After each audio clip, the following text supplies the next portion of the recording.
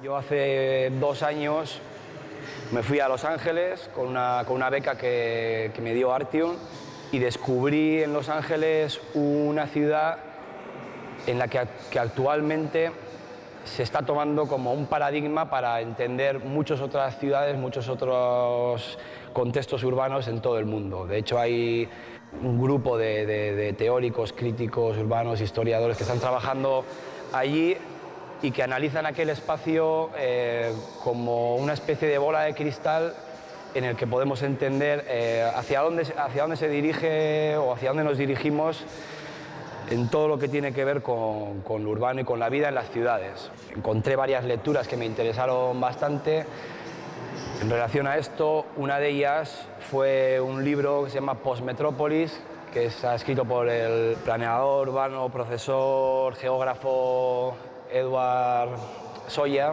Es una especie de compendio de todos los procesos de reestructuración urbana interrelacionados que han ocurrido en los últimos 30-35 años en Los Ángeles y también en otras ciudades. La exposición plantea un acercamiento a todo este tipo de cuestiones urbanas desde diferentes puntos de vista, pero sobre todo interesándonos por lo que es el espacio. Y a través de entender el espacio, lo arquitectónico, lo geográfico, intentar entender también cómo son los modos de vida actuales en la ciudad. De ahí el título de From Here to Everywhere, Profiling Post-City. Una manera de poder asimilarlo y de llevarlo a mi terreno fue generar toda una ficción.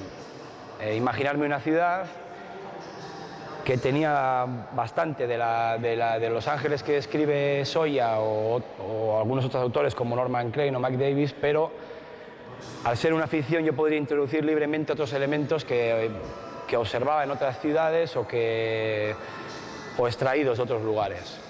Siguiendo una estructura extraída de este libro, en la que se describe primero todo lo que tiene que ver con la reestructuración del espacio y de la vida en la ciudad, sobre todo teniendo en cuenta los procesos económicos y sociales derivados de la globalización, de las políticas neoliberales, de la crisis de las utopías políticas, ¿no? Y luego otras partes dedicadas a todo lo que son políticas y estrategias de control del espacio y también a las introducciones o insertos de hiperrealidad y simulaciones en nuestra vida cotidiana y en la vida urbana. Y me pareció muy interesante como estructura para el guión de una especie de documental o de película de ficción en torno a las ciudades. Todos los elementos que he utilizado para hacer la película, que han sido bastantes, esculturas, pinturas, fotografías, los he intentado organizar en la sala creando una especie de panorama de la ciudad que a su vez, ayudado por una serie de proyecciones, proyecta un skyline plano que nos muestra ciertos hitos arquitectónicos, pero que nos oculta el 95% de lo que realmente ocurre en la ciudad. Intentas ofrecer un panorama en el que uno puede ir recorriendo y pueda ir situándose ante este espacio y situándose a sí mismo ante este espacio y ante el espacio que normalmente le rodea. Hay una parte de la exposición que habla de todos estos flujos de poder, de tendencias globales a controlar el espacio y la población en un sentido único, unidireccional. Es un espacio de flujos que tiene que ver con las comunicaciones y la información.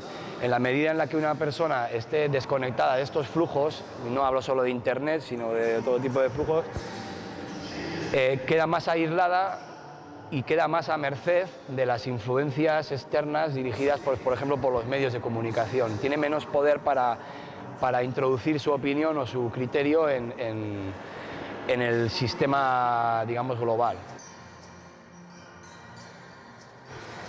Pero también se plantea en la película que al margen o de manera paralela a todo eso existen toda una serie de microacciones de diferente escala, pero de mucho menor escala que todas estas estrategias generales y globales, que intentan subvertir o que intentan plantear diferentes espacios alrededor de esta tendencia general.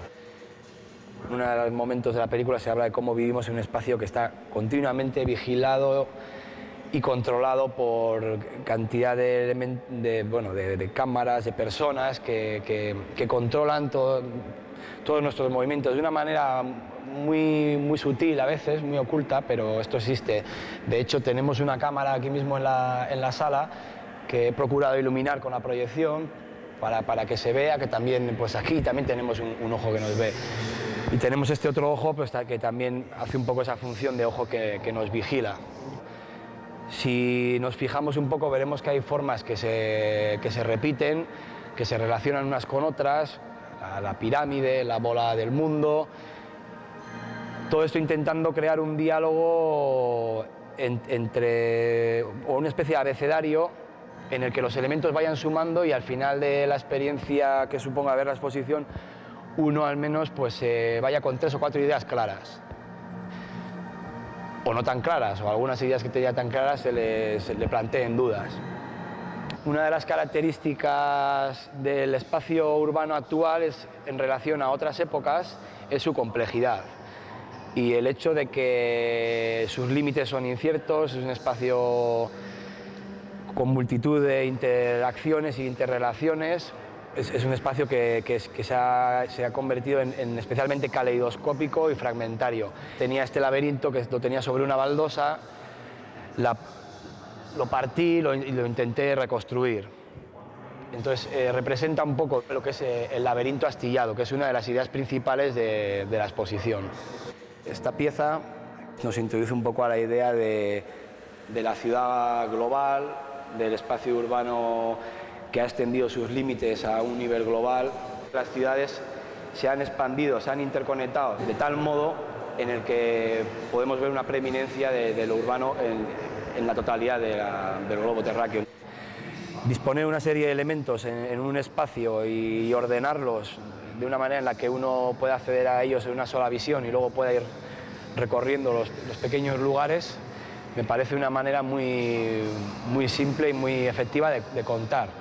Y que la gente pueda un poco activar de algún modo un pensamiento crítico espacial acerca del espacio que le rodea.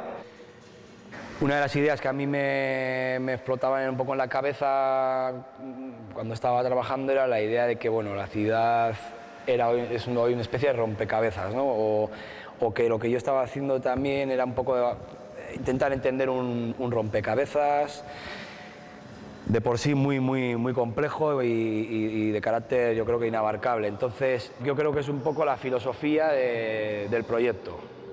Querer entender algo que en principio te suscita mucha curiosidad y que cuanto más te acercas a ello ves que tiene muchas más vertientes y muchas más complicaciones, ¿no?